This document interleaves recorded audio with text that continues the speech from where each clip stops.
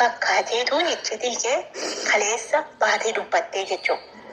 Mukaan eenyuti mucaan kakuun kan eenyuti?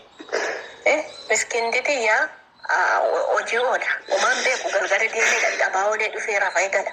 Ati eenyu wajjin oolta mana keessa? Ati eenyu wajjin allaaggadhaa oolta mana keessa?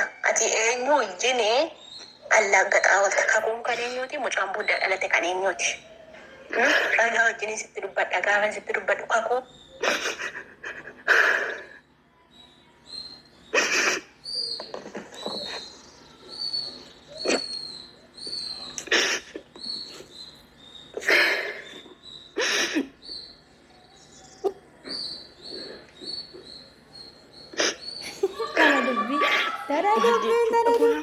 والفتمالة بتنكرتن متى إسرائيل أنت كوي قايلك ويوجي وان أرجعت ماركت إسرائيل في أنا يون ديجا مي وانت أرجعت تكمل تجرا أكملت دندسة جولي كودين أكذب جودن إس أكملت جولي كودين ديك على جودن ديس أكملت روياد بركة نجسة هنجة أما بركة نجسة هنسوبر ما كانت jaarra digdamii tokko bara sadhumaa keessa jirra bara waan sobamuu hin danda'amne keessa jirra baruma sobaan guutamne keessa jirra. Ati garuu akkamitti si dandeessisi hamma kana dargaanfattee ijoollee koo bira kan geessu jechuudha. An kan jiraachaa jiru koo ijoollee kootiifidha. Qabeenya horadhee osoo hin taane waa hunda godhadhee osoo hin taane ijoollee kootiif hin jiraachaa jira. Akkamitti dandeesseetu akka kana dubbatte? الشم رفنا السلام عليكم ورحمة الله وبركاته. الشم ركبوني غرضفتوني أمال انتابي رايد ما نرمو جرى جرتو سنين جدا أرمى ركبتي بتو جدا سبون تمولي هدتي كاتي روزة دولتي برا قوفتي جتشو لمن قدتي برا من قدتي في من قدتي تقو دا حجتي خلاص يومتا برا تلقان انجرو kanaaf jecha jechuu jecha quufte gizee garii bineensa badoo keessaa tokkoon jirtiin agarre kana quufte hunu akka kanatti boqottee gabbattee quufte akka waan namni isii miidhatti bultii jireenya namaa keessa seentee jirti jechuudha. Sabboontu bultii namaa keessa harka fudhadhu jireenya Itoophiyaa akkasiin qaalii kana isaan immoo walitti godhanii walitti hirkatanii wal gargaaranii jiraataa jiranii jechuudha. Faayoo fi abbaa manaa isii rabbi wajjin umrii haa dheeressu hunu akkanatti jaallata hin kabaja waliin nagaan jiraatan garuu amma sabboontu ndaytee ilmaan kun kan isaati ka jiraatii miti kan nama biraati guyyaa gizeen hojii deeme ati bakka argitee abbaa argitee bakka irraa fiddee waliin jirta kakuun kan eenyuti mucaan booda kanaa kan eenyutu gaafadhu siin jee sabboontu dhugumamee eenyu gaafadhu siin jee waan kana maaltu si galchi yoo ta'eeyyuu ati jireenya namaa keessaa maal goota? Jireenya keenya wallaalee nuti warroonni biyya arabaa kun shakkaalummaa namaa jalatti kufnee jirra. Akkuma faayoon jette waggaa meeqa lakkoofsifnee jirra faayidaa malee jechuudha. Isiin osoo miidiyaa kanarratti nuti isii hordofnuutu kakullee argattee ergarallee ammas mucaa kanas argatte amma kakuun heerumuu geettee fi jirti jechuudha. Soddaa ta'uuf deemti isiin. Ati hoo Muhammad dullatti masan naannessu malee faayidaan kan kee maali? Kammoo jireenya namaa keessa seentee jireenya namaa balleessitu sabboontu keessa leensi gaafadhe naa deebisuu didde jireenya namaa keessa hin seenini. Namni gaafa waa tokko balleessuuf lafaa kee waan namni jedhuun hin dhaga'u jireenya uummataa hin balleessine. Uummanni kun uummata kabajaan jaalalaa wajjin jiraatu. Ati immoo osoo ta'eeyyuu kun waan si galchuu miti waan si hin galle keessa hin galini. Bultii namaa diiguun dhoorgaadha. Dhaabbadhuuf laalii. Jireenyuma kan kee ofadhu shakkaalummaa kan keetii fi ruuzuma kan kee qofa ofii malee jireenya namaa keessa hin seenini. Sinjaa kun dhaamsa kiyya keessa leen sagalillee sii qabee sillee barreessee sillee bilbilee kaasuu didde jechuudha. Waan kanarraa duraan gaa wajjin turre amma namni keenya yoo chaanaalli isaa 10,000 kana bira ol tare hin boona jechuudha. Atillee boonuu jalqabdee jirta. Booni homaa rakkoon qabu jabduudha hin dalagatta maashaallah tabaarakallah. Waan dalagattuuf hedduu takkaan si jaalladha sin kabaja garuu immoo boonni haraama akka shari'aa islaamatti akkasuma immoo yoo boontillee mirga qabdaa kun immoo waan ana galchuu miti garuu jireenya faayoo keessaa harka fudhadhu faayoo boochee mandiilallee fitanii mandiilli jireenya qaalee waan mandiilan bitanis hin jiru honoo harkaan imimmaan rigachuu eegaltee jirta. Kanaaf iyyuu jedhana dhaabbadhaa walirraa ajandaan uumina. ajandaa wanni gaggaarii nu hin jira. Kanaafiyyuu faayoo jireenya kee keessa haa baasu gaa shakkaalaa biyya arabaa kun khayrii hin qabdu. Shakkaalaa biyya arabaa kana rabbi jireenya kee keessa haa baasu jabaadhu. Saaruq ofirraatti darbi sinjaa faayoo kun dhaamsa kiyya.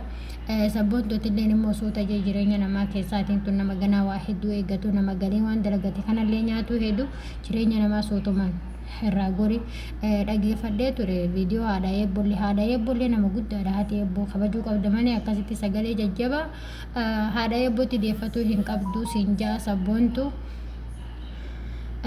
Kanaafiyyuu sabboontu dhaabbadhuuf laalii kun sirrii miti wanni ati godhaa jirtu uummata kabajaan akkatti jaalalaan gadi baasanii ala keessa wakii ja'aa jiran wal bashannansiisaa jiran kana jireenya isaanii keessa kun hinaaffaadha malee waan biraa ta'e miti. Ilmoo abbaa tokkoo fuute eenyuuf galchuu hedda ilmaan jiraa kana eenyuuf galchuu hedda abbaa ilmaanii ati doktora taatee marammartee akka faayoon ilmaan kan abbaa birarraa deesse argite moo akkamitti argite ati ka jirtu madaamii kee wajjin bineensa baadiyyaa keessaa san hunda cirtee ati tokkumaa fi re'ee deebi'aa kana godhuu malee yoomii as doktorii taate doktorii ilmaan namaa qoratu yoomii as taatee sinjaa sabboontu.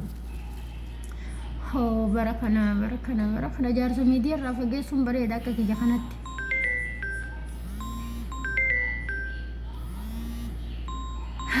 Narra dabalame akkasii sabboontu jireenya faayoo keessa harka fudhadhu sinjaa aabbileen dhuftee kun faayoo irra gortee sabboontu arrabaan nama cuccucuk godhaa jirti.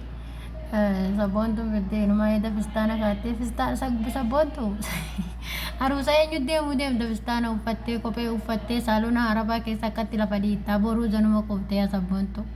Maashaallah sirraa jennee jira. Homaa utaalee wata akka rakkoon qabu jireenya Itoophiyaa qaalee jira. Osoo mafeetee miti birriin ati asirraa galchitu kun osoo akka turaaba akka fooqitti illee darajaa haga fooqii kanallee ol guddistee birriin biyya kanaa faayidaa hin qabu Itoophiyaatti. Sabboontuu kun dhaamsa kiyya dhaamsa obbolummaati.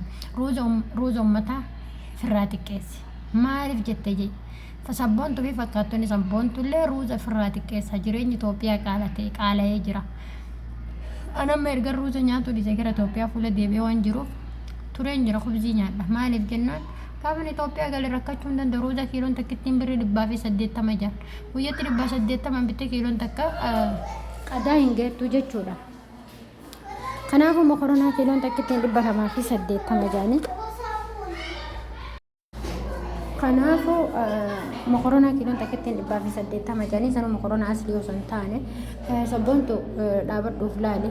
Bineensi baadiyyaa guuraan kunis biyya keenya hin jiru kati amma nyaattee akkatti kuftee uummata irratti jireenya namaa baxaabbattu kuni dhaabbadhuuti if laalii sabboontu. Wanni ati itti jirtu waan sirriitii miti. Hedduu ulfaataadha wanni ati itti jirtu. Quufan malee utaalan malee cabanii ija Oromoon. Waruuzi arabaa kuzi waliin biyya arabaa galu seete moo maal jechuu barbaaddetti namni yoo quufillee silaa suutuma namarraa dhaabbatee bareeda. Kanuma siin jagaa sabboontu tiyya nattillee hin aarine siin jaalladha. Kanuma gaa kun dhaamsa kiyya hin tuffatini. Dhaamsa kiyya kana hin tuffatini wal kabajnee waliin haa jiraannu jireenya namaa keessa akka hin seenne. Ati amma bar jireenya kiyya soosoo miidiyaa kanarra fidee abbaa manaa kiyya waliin kan miidiyaa kanarra dhufu taate akkuma faayoon jette kananallee hin jettaa jechuudha. Ilmoo kun keessanii miti jetteetuma ilmoo kiyya fuutee abbaa biraati geessi taanaaf abbaa manaa kiyya addaan baasta. Achi booda immoo mumkin abbaa manaa kiyyatti dhuftee itti heerumuu barbaadde ta'e ani wayi beekaalee mumkin amma abbaa manaa faayoo kanarraa fudhatu barbaadde. Abbaa manaa faayoo kun nama biyya keetiiti jedhanii faayoon ijoollee shawaati. Mumkin gandummaan abbaa manaa faayoo kanarraa fudhatu barbaadde jechuudha. Dhiirri Oromoo hedduudha jaarsa faayoo irraa gabbu'ii sinjaa sabboontu jaarsa faayoo irraa gabbu'ii abbaa kakuu irraa gabbu'ii.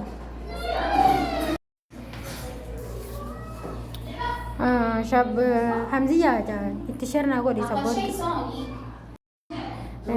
Share itti naa godha waxiillee na jala jira. Share itti naa godha warri chaanaa warri viidiyoon sun bira geette sabboontu irratti share naa godha. Faayootti illee share naa godha. Faayoo rabbi jajjabina si haa kennu. Shakkaalaan mana madaamii gizee ruuza quufte akkanuma si haa dandeessisu sinjaa faayootiyya abshirii biyya addunyaa kun akkanuma biyya addunyaa kun akkanuma jechuudha.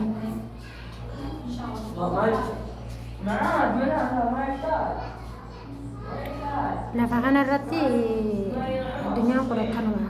danda'e homaa danda'e akkasii harkaan fuunee nuti illee hiriira sii baanaa siin ja'a. Kanuma siin ja'a haga viidiyoo biraatti walitti dachaanutti nagayannaa tura. Chaanaala kiyyaa sabskiraayibii laayikii sheerunaa godha akka wal jajjabeessinu jara kanallee warri itti kalooftan haadha eebboo faan haati eebboo faayoo jajjabeessi nuti immoo sabboontu itti dawwallee yoo biddira nurraa kaaste ani kaluu jira sabboontu itti bakka hojiitti illee qaamallee bira deemee jechuudha gaafachuu danda'a. Harabdoonni biyya qonnaa haa geessan amma dura lookshina wayii na ergitee turte ta'e moon ishee erganaan jette ta'e hin beeku bilbilee gaafadhe yoo kaastu taate bira deemee waan kana irraa addaan baasa. Kanaafiyyuu obsa naannoo goromsaa